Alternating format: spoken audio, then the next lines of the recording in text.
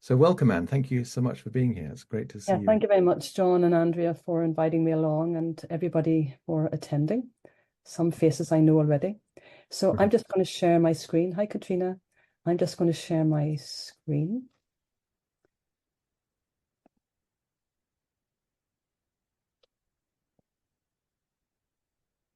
Yeah, That's good. Yeah, perfect. does that sound, does that, yeah?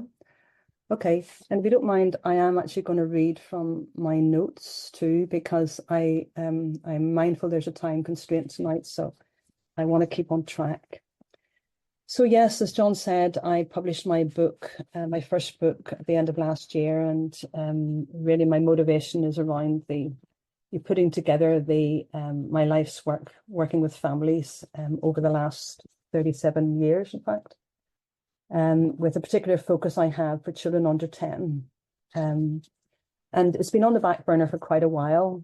I guess like it was one of the silver linings of the pandemic, because that gave me time to maybe just look at my clinic differently, because we were closed for nearly 4 months at that stage. So, and I'd also written a commentary in a chiropractic pediatric journal, and it was the importance of therapeutic presence for the pediatric chiropractor, titled "Getting into Right Relationship." And when I wrote that, I thought, okay, yes, I can help therapists along the way, but I really want to help parents. I want to help parents to advocate for their children. So lockdown was the opportunity in which to start it. So with every, I think nowadays with every purchase, we like to read reviews. So I'm going to kick off with one of the first reviews that I got for the book, having published it in November. So this is the one of the first testimonials I got, and it was from a mum in the community, in my private Facebook group that I have, where I manage and share material in the form of videos and QA. So this mum said, "I've just finished your book after requesting it for Christmas. Thanks for sharing your wisdom and experience with us. I only wish every parent, teacher, and health professional was prescribed this book. I devoured it in one sitting and will return to it again and again. It's a beautiful explanation of what our children store in their bodies and why and how to help them to release it. I'm excited to better understand all this and also to integrate this knowledge as a parent and as a perinatal educator." Now, I particularly was delighted with that because it's one of the first ones, and it was always the concern, will I just get it right, And I was also I then had another one just in the back of that, and this was a lady I did know. She belongs to a club that I belong to, and you're not that I know her well, but I know that she's a grandmother. And she said, "Just finished reading your lovely book and really enjoyed learning a bit about body language. I particularly love the non-judgmental ethos throughout the book. It's just the way it was. Well done and a great achievement." Now, this was particularly important to me because when you're writing a book like this, inevitably there will be parental guilt triggered, but that's not my intention. And I wanted to manage that. And that was just really interesting. That was one of the phrases she took out of the book, which is fabulous. So the book was, the foreword was written by Carlton Terry, and many of you who obviously support our birth journey will be very familiar with Carlton, as he does a lot of the his talks through here. So I'm very grateful to Carlton. So again, thank you. So just to give, John did introduce me there, but just to give you a little bit more heads up on who I am and why I've written the book. So my background, and for us, many of us in the world of pre and perinatal education, we usually have a unique story as to how and why we pursued this line of work, which was the same for me. I do elaborate more around this in the epilogue at the end of my book. So if you could bear with me as I briefly outline part of my journey and how that impacted on my professional and personal life, and the solution-driven approach that unfolded, all of which is weaved through the chapters of my book. because there I share parents' narratives. It's a storytelling book. I offer hope as I guide the reader to develop their problem-solving abilities as they become more aware of reading and interpreting a child's baby body language. So at university level, I followed a traditional medical route with my first degree in physiotherapy, followed by another full-time 4-year back-to-back course in chiropractic, because I wanted to develop more hands-on skills related to the functionality of the musculoskeletal system and nervous systems. So on starting my independent practice in 1987, I quickly realized there were more than musculoskeletal issues going on. That is, for those of you who may not have realized, I'm in Belfast, Northern Ireland. So there were a lot of underlying emotional needs for patients that were very unaddressed. And this really directed my studies. As an intuitive chiropractor or as an intuitive practitioner, working with compassion and empathy was a natural skill. And this approach obviously appealed to my patients. So my practice quickly grew from strength to strength. So this was also at a time in the 1980s and 90s where in Northern Ireland, we had been living for over 20 years with ongoing sectarianism, social injustices, and that has spilled into violent crime, loss of life, and ongoing civil disturbances. So stress and anxiety was huge. They were unaddressed issues in many communities in Northern Ireland. So I had naively started off with feeling I'm on a musculoskeletal pathway. So in the early years of my practice, I was seeing the aftermath of this emotional impact on families. As I've been a keen advocate of continuous professional development, integrating craniosacral therapy into my practice to equip me with more therapeutic skills was a natural progression as I worked with more children, babies, and their families, because I was fascinated with children. I then devoted the best part of the following decade attending to my own unaddressed childhood issues in the form of pre- and perinatal trauma resolution intensive workshops, because I realized that for me to work more deeply with children and families, I needed to address my own unaddressed issues, even though, and in those days, I didn't even know what they were. So this book helped me to become much more receptive and intuitive to the pre- and perinatal issues within the family. So I then joined APA, and certainly and I was mentored by the wonderful Kate White. And I took the birth psychology program with them, which I thoroughly would recommend anyone who's interested in the pre- and perinatal perspective when integrating it in your practice. And I've been mentoring on that program on a voluntary basis for a number of years. So I've also led small workshops on baby body language in the UK, the US, and with the pandemic online over the past 10 years. And of course, one of the biggest things is that my own family and personal experiences as a mum, having had multiple pregnancies with some early losses and the raising of 3 fabulous kids, all of which have attuned my abilities as a pre- and perinatal educator and a baby body language therapist. I'm a mother. I'm very relatable, and I can relate to other mums. So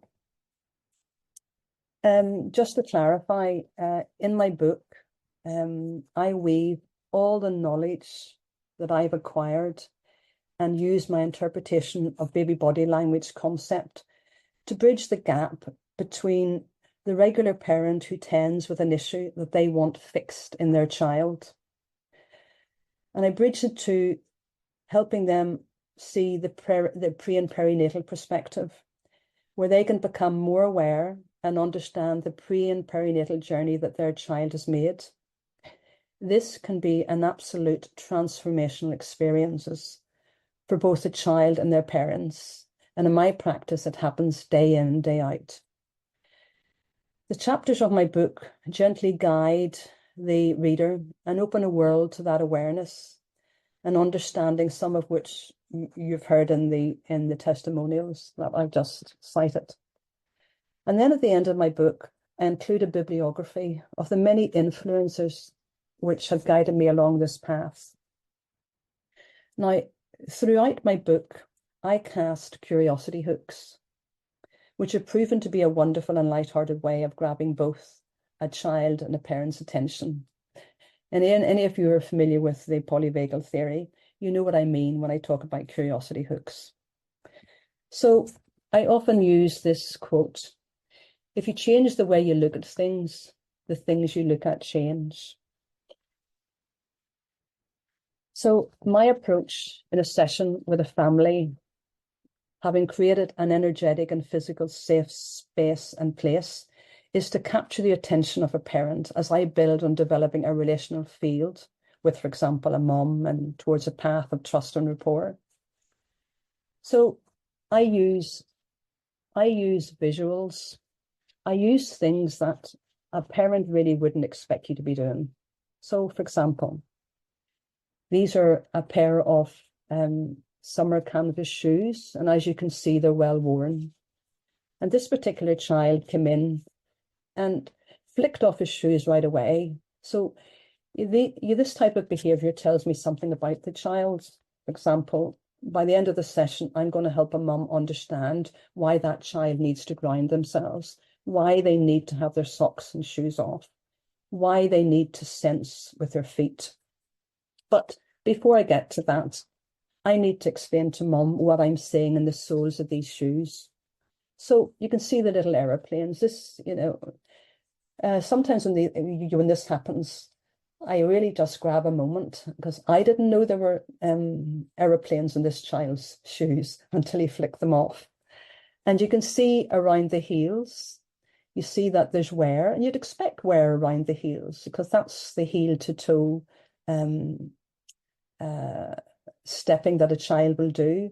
But if you look at the aeroplanes in the middle, they're okay. Look at this one, slightly worn, but you can really see how worn this right shoe is. So I kind of ask a mum, what do you think? What's happened here? And may I add, I did ask, does he ride a bicycle or does he have a scooter? Because if he was on a scooter, this may give a reason why one little shoe is worn more than the other. But he wasn't. He was a little bike rider. So I then also help a mum think, what would have happened here? So yes, the shoe is worn, but what made the shoe wear more? So I gently guided her, and she came to the conclusion, well, he must be putting more weight on one side of the shoe than the other. And then I asked, well, I wonder why that might have been. So now I've triggered interest. I've also triggered interest in the child, because he's flicked off his shoes and I'm talking about his shoes, whereas he thinks he's coming in for me to check him out, whereas I now have his curiosity hooked as well, because now we're talking about his shoes. And this is the fun part of it. And by doing this, I can get a mum now to be thinking slightly differently. So before this, she might have been going down multiple rabbit holes of inquiry in pursuit of helping her child, which may have led to feelings of frustrations, loss of direction, despair, and often coming to me, for example. And many of you therapists who are listening, you might hear that so often. I came to you as last resort. I thought I would just try you. They have nothing to lose, that sort of talk.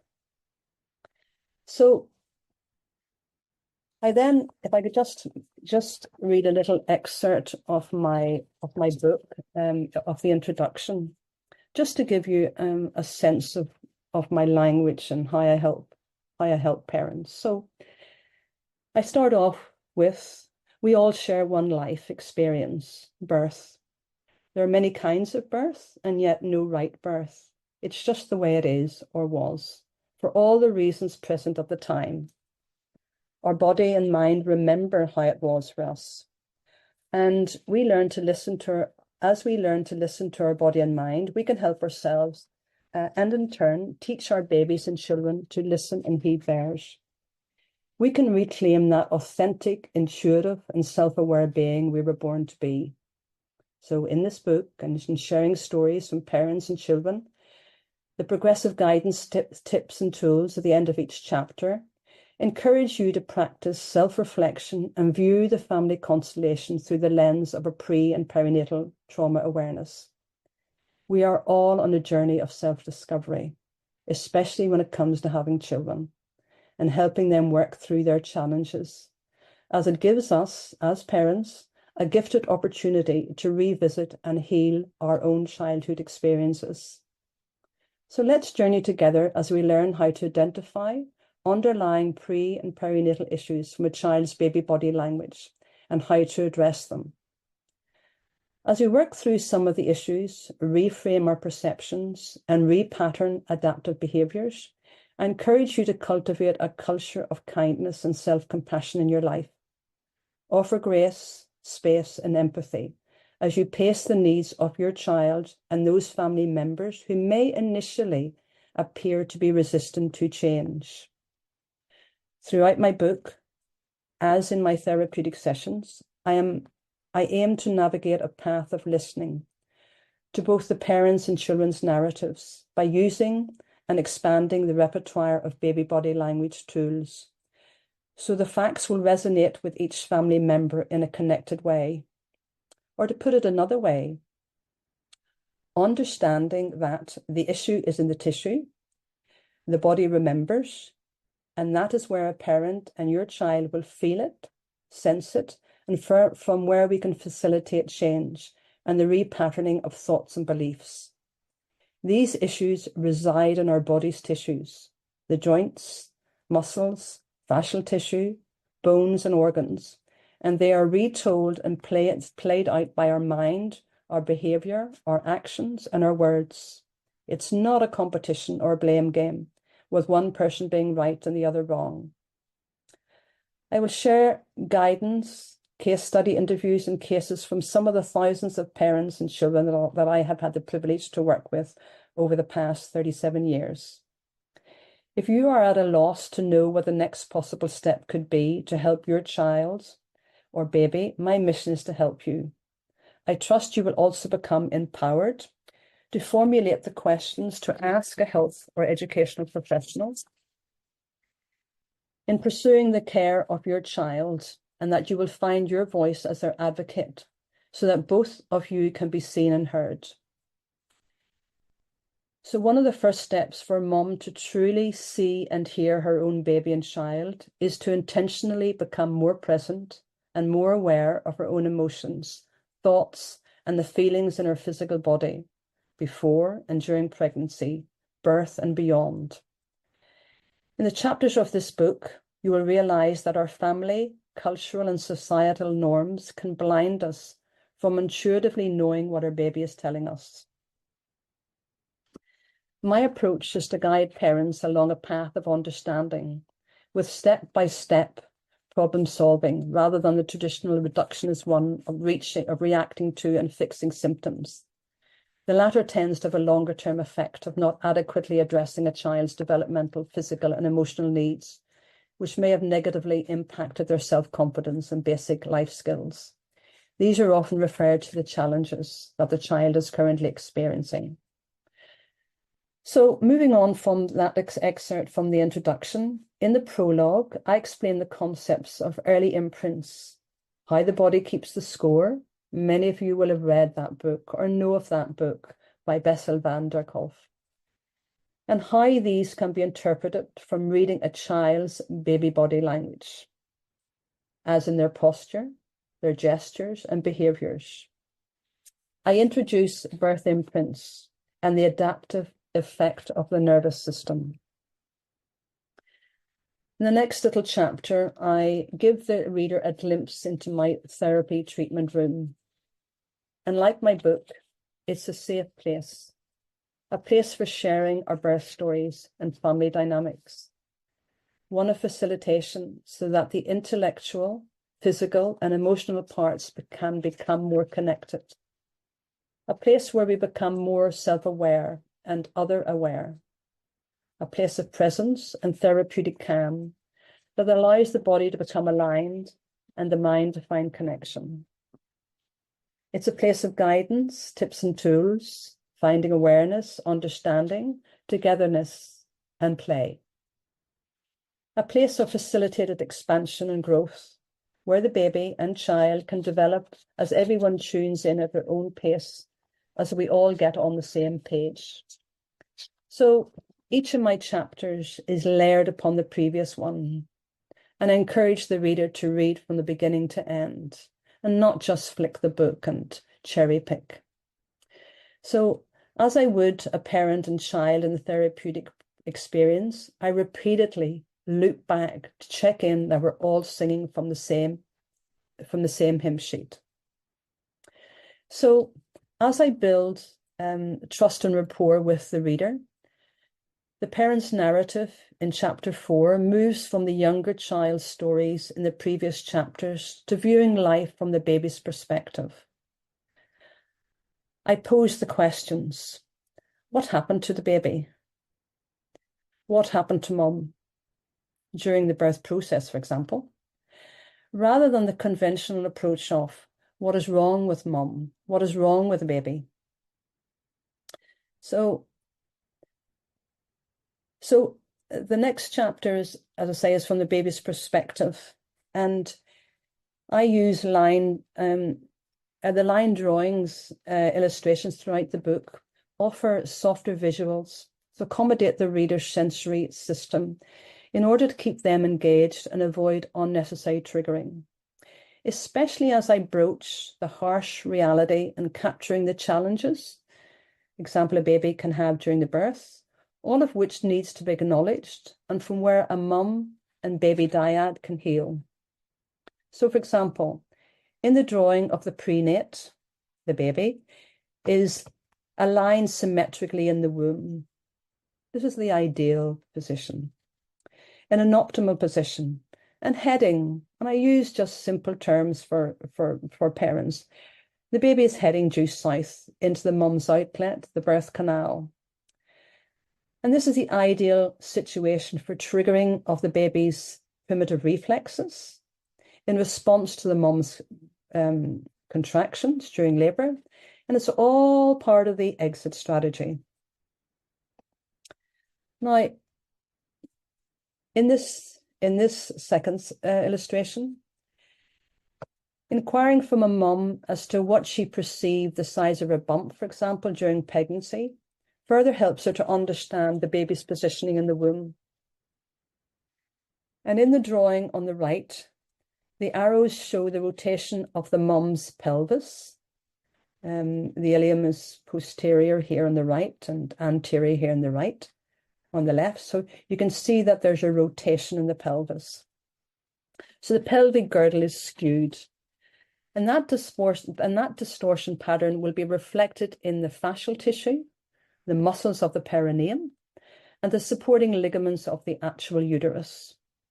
So understandably, the growing prenate baby will become misaligned by these distortion patterns, with the common complaints of discomfort expressed by a pregnant mum. Example, pain under the ribs on the right.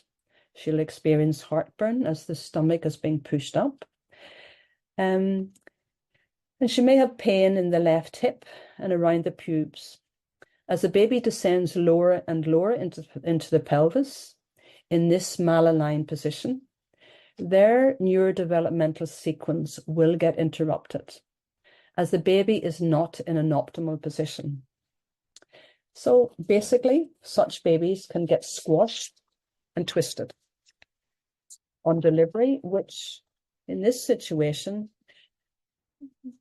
there could be an induction, use of forceps, vacuum cap, an emergency section. Things can go AWOL. So what are the consequences? So the possible outcome is on the next slide and helps me to transition the reader to the next chapter. So we can see here the physical impact of that baby that was skewed in the pelvis. We can see the physical impact on this newborn. We can see the head tilts. We can see the torticollis. We'll see the unhappy baby. We'll see the shoulder dystocia. Depending on the intensity of this, there may have been resuscitation at birth. This will be an unsettled baby. There will be latching and feeding issues. This baby will be an unhappy baby to be left down, lying on their back, for example. And they'll often need it to be resting on mom or dad's chest, which will have, so all these have an emotional and psychological consequence for both baby and mom. This is birth trauma. And a newborn will express it. And we need to help moms, parents, partners, give the support this baby needs. Now, the illustration on the right was also drawn from a photo a mum brought to me when she came in with her 5-year-old unsettled and troublesome her 5-year-old son. He was unsettled and troublesome at school, difficulties settling to sleep, quick to anger and thrashing out at a younger sibling. Mum came in with her newborn photograph, which in those days had to be printed in the pharmacy. And she said, I know it had got something to do with his birth. Now, the next slide will show you, I'm just kind of be warning you, the next slide is going to show you the photographs of these two babies. So you can see both these babies, when you see the next photograph, have been left lying on their backs, apparently. So, and you'll see this particular baby, although they're lying on the back, their left hip is well rotated, well flexed, and the legs are not lying adjacent to each other. The shoulders rotated, the little heads rotated, and these are the forceps marks.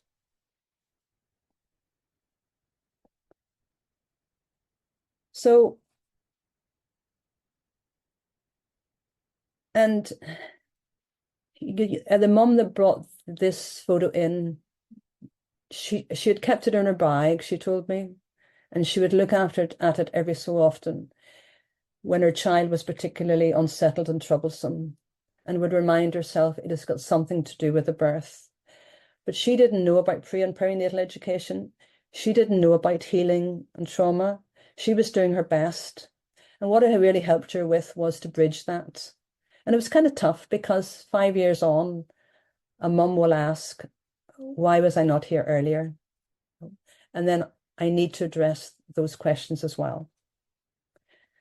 So I blend, I've referred to baby body language several times now, and I blend my interpretation of baby body language with that of so many of the pre and perinatal wonderful pioneers that have gone before us, Carlton Terry and many others that I also mention in my book and in my bibliography.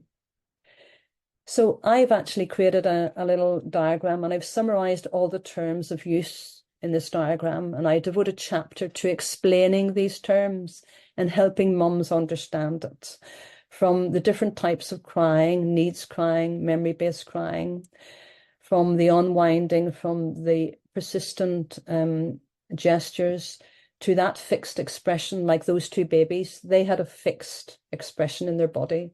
They had fixed distortion patterns in the body. And this will, of course, have an effect on their development. And these are babies that they often come in with signs of developmental delay, global or otherwise. But what they've basically done, they have missed their milestones. It's been interrupted. So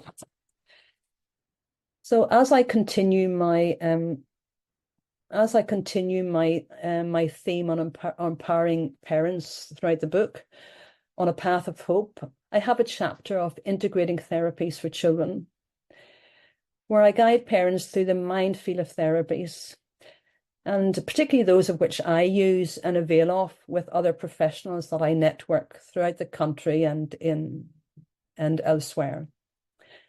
Empowering parents to proactively manage and support their baby or child at home is a gift that every parent deserves. So this includes using touch techniques, developmental-based exercise therapy, basic outdoor play, and parent connectedness, reframing everyday language, and that's often dismissive stuff, participating in their own personal and self-reflexive work. So at the end of each chapter, there's a section on guidance, tips, and tools. I do make it lighthearted. I talk to a parent about the backpack that they carry, and we're just going to put another tip and tool into it. Don't expect to remember them all, but be assured that if I get you to check in with your intuitiveness, you're going to pick out that necessary tip or tool that you need in that particular moment. So it includes self-reflection tips and specific exercises for parents to use with their babies and their children at their various milestones, particularly, and their developmental stages. I've also got concluding chapters offering specific support and guidance to parents as they tap into the realm of creating soulful connections with their children. I'd like to finish off with a review on Amazon. And this person wrote a lovely, easy to read book with case studies that bring some quite complex topics to life. The book really drives home the importance of pregnancy and childbirth and human health, and how parents can build strong connections with their children if pregnancy or childbirth have been difficult. This book should be essential reading for all parents, but especially those who feel challenged by their child or overwhelmed by parenting. There are clear explanations for how and why babies and children act the way they do, and clear tips for parents on how to navigate choppy waters with compassion and care. I also find myself reflecting on my own birth and the impact on my own physical and emotional health into adulthood. Highly recommend it. So as I come to the end of this presentation, I invite you to read my book and hopefully include it in your library of resources and introduce it to the families that you work with, and perhaps even loan it to your clients or patients in order to provide an invaluable resource that will help to educate them, elevate them within the pre and perinatal perspectives. And it is a useful addition for your own work. So for those of you who are online this evening, I'd like to offer you the first chapter of my book. So if you want to drop me an email, I can forward the first chapter to you so you get a taste of where I am. So my email address is anne@wholesomelyconnected.com, and you can purchase my book from this QR code, or you can purchase it direct from us at either of those websites. This is my clinic website, Belfast Chiropractic Clinic, and the Wholesomely Connected is devoted primarily to the book. So thank you very much for listening. I think John has a few questions to drill me with. I'm going to stop share. Is that okay, John? Yeah? Yeah, absolutely. Thank you so much, Anne. Yeah, wonderful. Yeah. Wonderful. Yeah, I really enjoyed this book. I think one of the things that struck me from the very beginning, and you use a lot of case studies in the book, which is great because it really brings it to life. But one of the things that really struck me from the very beginning, that case study about Rajav, I think it is, and how you brought in so many different aspects to do with it's easier for us therapists to come in from one perspective and say, oh, this is the issue with this baby. They've got a tightness in their diaphragm, but you don't do that at all. It's like very broad, isn't it? Like looking at all the influences in the pregnancy, and you talked about a lot of stuff there in the nutritional side and the primitive reflexes side. There's so much that you bring together. I think it's great, really great. Yeah. And you shy away from that. It's wonderful. Yeah. Well, thank you. And you just, and again, if people read that, they'll understand where I come, because there's no way that I discuss all that in the first session. No, and sure. For a child, there was no way you could discuss any of that. Because I just had to work with that child in the moment and those parents in the moment. Yeah. And then once you build up trust and rapport, once you meet their needs, then these other topics, we can thread in these other topics. Yeah, which is Yeah. great. Yeah. And you've obviously got a huge amount of skill that you bring to these sessions. So I just want to, you have a lovely picture there of different kind of therapeutic approaches. I just want to touch on just one of those, which you mentioned in the book. I was quite fascinated by. You talk about facilitating rebirthing with Uh-huh. children, sometimes by using a ball or hanging them upside down. And just could you describe a little bit about that process? You Yeah. mentioned about repatterning. I'm wondering if this is the same. Yeah. I'm just going to grab my doll Yeah, because no I worries. have to use my doll for this. Yeah. And again, um, I explain this really simply to parents. And I start off with explaining how the baby is in the womb, for example. And I'll say things like 85% of babies position themselves this way. So I don't know how you're seeing me, but these legs are to the right. Yeah, so I think it's the opposite way, isn't it? Yeah, yeah. So I explain that, for example, and I've got a soft pelvis, which is at work actually. And then I explain how babies will, when they're ready, they're going to go due south. Yeah. And the baby, in their blueprint, the primitive reflexes are already being triggered. And the baby in their blueprint and in all of us, that was in our blueprint. We were expecting to go down. We were expecting to engage. We were expecting to turn our head to come out of the pelvis. We were expecting to extend, and we were expecting to be stretched and compressed, and our shoulders and our arms compressed, and we were expecting to come out. We were expecting to see mom, and we were expecting to crawl up to the breast. We were expecting to do that unimpeded. Now, you all know that doesn't always happen. So then I help a mom and dad understand, okay, we go back in the history. We can't rewrite history. And I often say, if I started with your child now, say it's a 10-month-old baby, if I start with where you are now, I have just missed all those valuable chapters in that child's life. If there's a chapter per month, and I've missed the introduction, and the introduction was how they got out of the birth canal. So then parents see that. Then I explain how the baby goes through their developmental stages. They turn their head to the caregiver. When they turn their head, they then start to rotate, and they rotate each way. So they're finding a righting reflex. They're finding their midline. Yeah. And then they're on their tummy, they look up, they extend. So there's a lot of extension going on.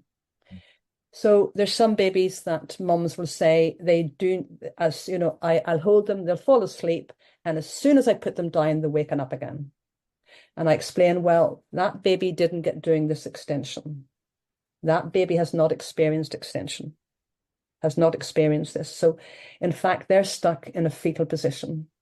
So when you lie them on their back, that last half a centimeter is really scary for them. It triggers their nervous system. The polyvagal theory all comes into play. The vagal tone is affected. So many things are affected. Yeah. So as I get them to think of that, the baby, whenever they're being fed, I'll explain that you'll see your baby when you engage with your baby, and particularly around feeding, they will want to extend their head back over your arm, for example, and you think, oh, stop that, darling, I'm about to feed you. But that baby can't feed or drink if their head is forward like this. They have to automatically swing back to clear their airways to be able to enjoy breastfeeding, bottle feeding. Yeah. So I help mummies understand why the baby keeps throwing themselves back. So once I've got them thinking like that, then I can help a mum understand why their baby will like to be inverted. For example, I had a baby this morning, and I explained this, and I put him into inversion, and the baby had really flexed knees and his little flexed head, and he wasn't ready for extension. So I could see, okay, we're not ready. Whereupon the baby went onto his tummy, And I have a sofa where I work with a mum and dad and the baby. So mum and dad were there. Baby went on onto a sofa and started to do the breast crawl and started to fall off the sofa. That's looked like what he was about to do. So his mum grabbed him and I said, well, maybe we'll just pause and let him go into this extension. Because what I could see was a rebirthing movement. Mm. Like, I can't make a baby do that. But when I see a baby doing it and I facilitate it, it is transformational for parents because they then get it. They get the explanation I have that I've given them, but then they suddenly see, oh my goodness. So we did it 3 times, put the baby back on the settee, and he shot off again. So mum was still in a little bit of shock. So I paced her and I got daddy to hold his head as he came down and to receive the baby like this and to look him in his eyes and bring him up onto the chest. This was important for daddy because it was during, so dad didn't get doing this at the birth. There was various things happened at this birth, but dad didn't get holding the baby after the birth. So on the 3rd time, I got mummy to get onto her knees and the baby then was rebirthed over the settee, over the sofa, and went up into her arms. And he gave a few little cries on the way down. But what was really reassuring to mum, I then explained that crying isn't him distressed. That is memory crying. Because when he looked up, he smiled at her as if to say, did you see what I did? Yeah. And you can't make that up. A mum just looked at and was really touched by this because this is what she was robbed of. And this is what she said in her first in the first session. They didn't hear me. That's not what I wanted. Yeah. And she kept repeating this to me. And she got some of that back. Mm. Yeah. So this is where the inversion comes. So for older children, I will have mums, dads hold them. And if a child is going into their rebirthing movement, they will extend like this. And when a child goes into it, they'll expand their chest, they'll open, and they'll just hang out there. Mm. And they're quiet and they've paused. And we know that there's neurons firing away in their brain that is part of the healing process. Mm. Older children, you'll see them hanging in the park. They'll do the same thing. Does that answer that question, John? Yeah, wonderful. Thank you. And you mentioned pacing there and just now. And could you talk a little bit about that? Because you mentioned that quite a lot in the book, about pacing. Could you describe what you mean by Pacing, that? well, for me, pacing's important Yeah. in so many ways.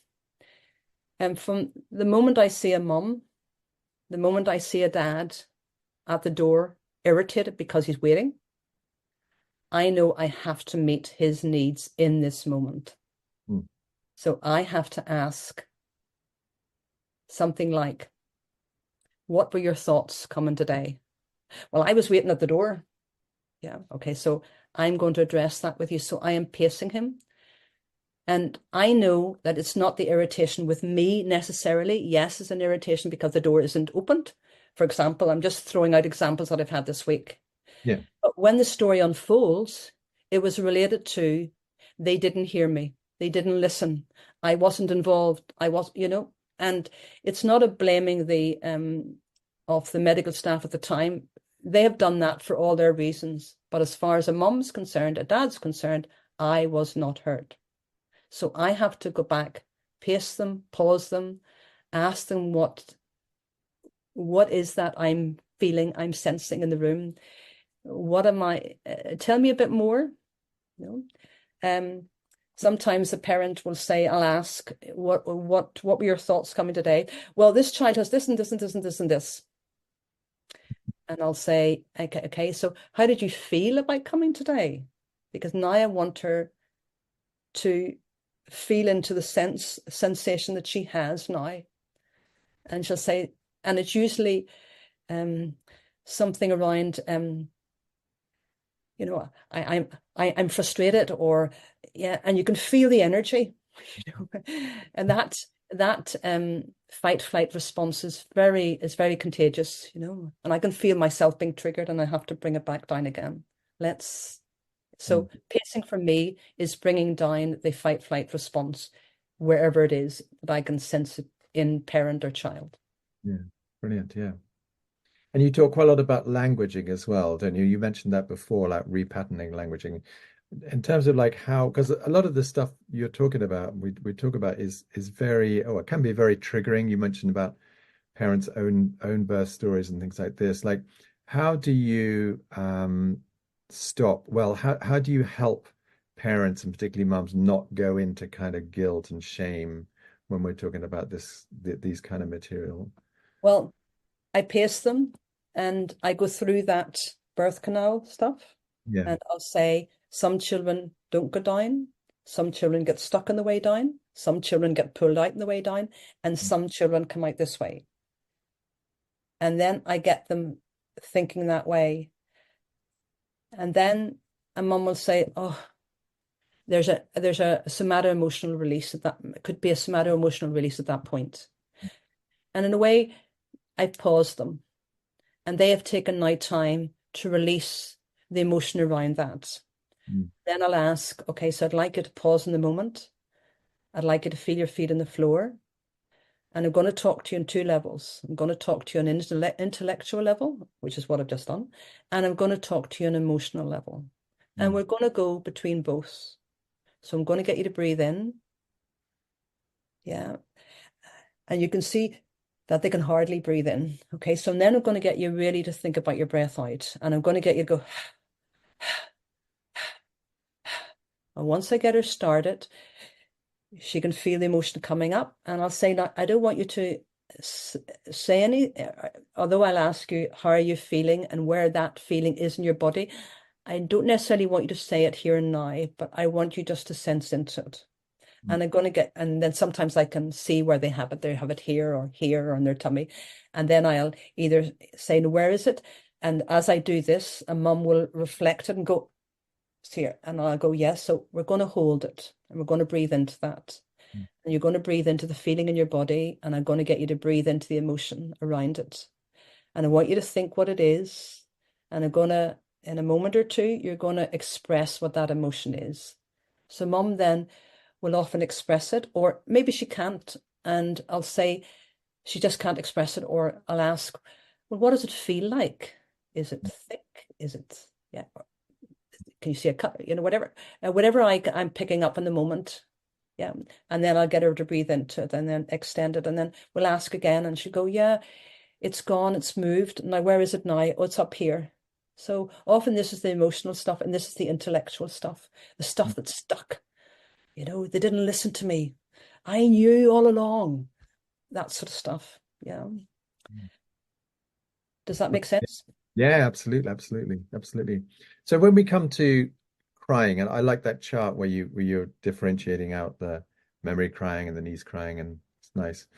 Um, you know, why do you think that?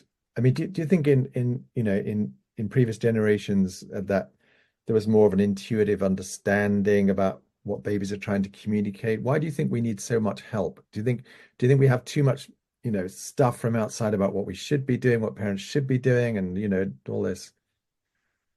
Do you think why have we lost this intuitive ability to really see what babies are trying to communicate with us? Well, I know you and I are singing of the same hymn sheet, Sean, and I guess a lot of other people on board too are, yeah. Yeah, I guess birth has been so medicalized in so many ways that disempowered, we have particularly disempowered women. And so many women will say that I have not been heard.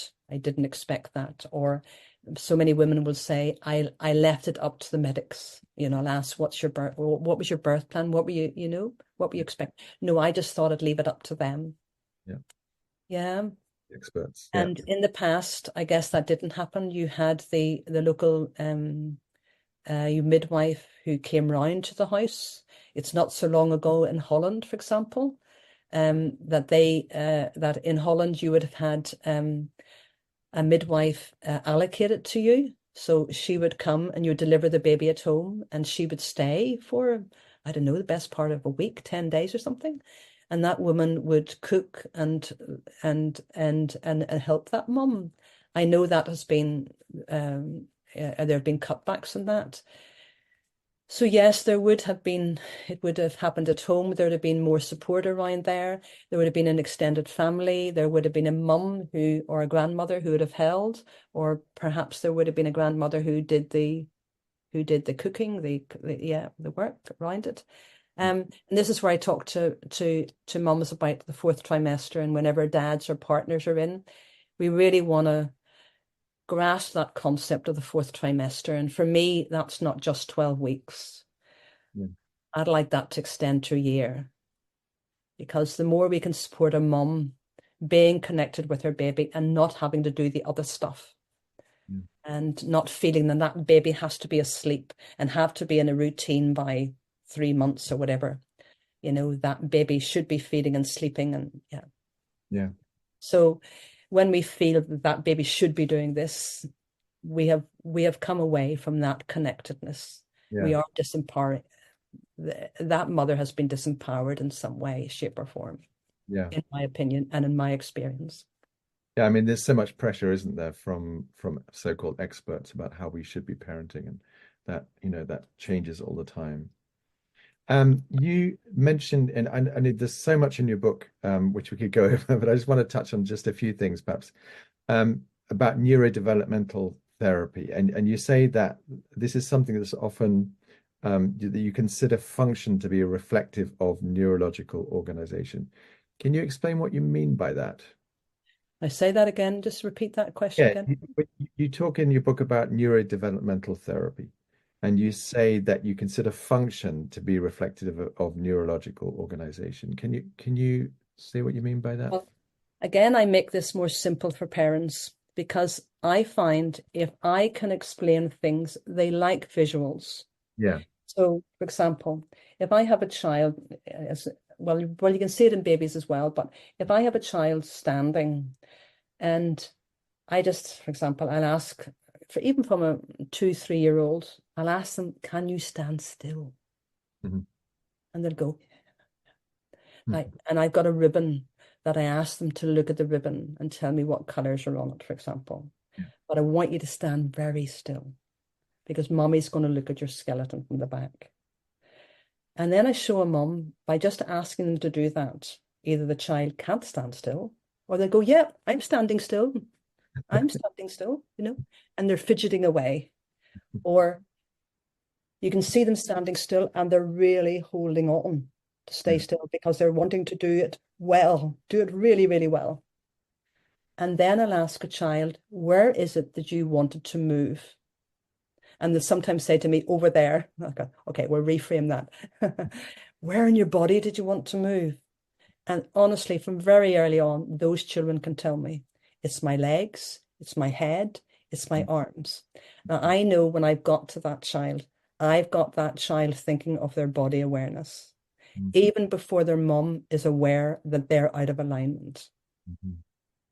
Brilliant. So for me, and that's because I come from this biomechanical model, for me, I see posture. And in a baby, for example, like those babies that I showed you, the 2 illustrations, you can see the baby's not lying flat. Yeah. You can see the baby's rotated. No? Now, I don't know about you, but you'd hear these comments. Somebody will see a newborn. Oh, look at that. Just the eyes the same as daddy. Oh, just. And I'm going, can you not see the distortion in this child's body? Like, where have we lost our way that we actually can't see this baby is distorted? And all you want to say is what that baby looks like. Now, I think that's unaddressed trauma in the person that is actually talking about it. Because you don't want to identify it, because if you identify that trauma, that means you have to look at yourself. You see what I mean? So there's a minefield of that. So when I have a daddy coming in and saying to me, I say, well, how'd you get on for the last time? Oh, she's just a fussy baby. She's just a needy baby. So I can think, okay, that's the That's the two words I'm going to reframe by the time you've left this session, that you're going to understand why that term is so dismissive so early on in your baby's life, and you don't even realize you're doing it. Yeah. So if I can educate you and reframe it so that I've got you saying it, and I don't say to them, it's not needy, it's not, but by the end of the session, I've got them saying, oh, that's why they're holding tension there. That's why they like this. Absolutely. Yeah. So I've got them changing their perspective. Brilliant.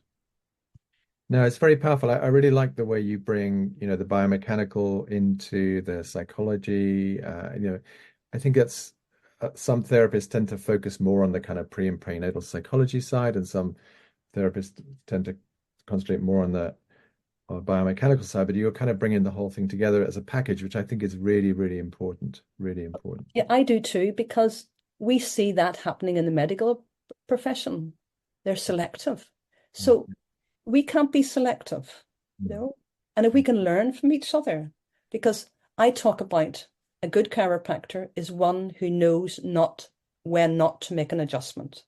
A good chiropractor is one who knows when to make a referral to other therapists.